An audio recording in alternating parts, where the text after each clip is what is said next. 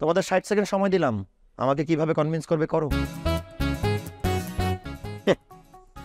আমি রেডিসনে নাস্তা করি, খাওয়া শেষে ওয়েটারকে এই টাকাটা আমি টিপস দিই, এটুকুই। আর একটা টাকাও নাই, বিশ্বাস করুন। সিনেমা শুরুর আগেই তো ইন্টারভাল চলে এসেছে, মানে আমি চলে এসেছি। শোনো, তোমাদের এই বয়স আমি অনেক পার করেছি, সবই বুঝি। এই ঘটনাটা সবাইকে জানানো দরকার। শোনো, তোমাদের 60 সেকেন্ড সময় দিলাম, আমাকে কিভাবে কনভিন্স করবে করো।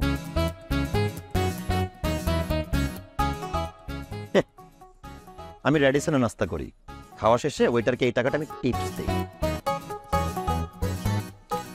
এটুকুই।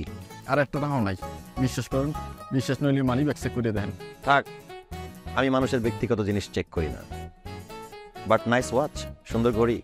তুমি আমাকে উপহার দিচ্ছ নাকি? যাক, কেউ আমাকে ভালোবেসে কিছু উপহার দিলে আমি না করতে পারি না। ঠিক আছে, আসি। আঙ্কেল, কে তোমার আঙ্কেল? না মানে সরি ভাইয়া, প্লিজ এই ব্যাপারটা কাউকে বলবেন না। তোমার কি আমাকে অসৎ মনে হয়?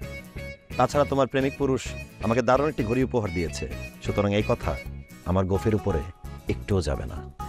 আসি।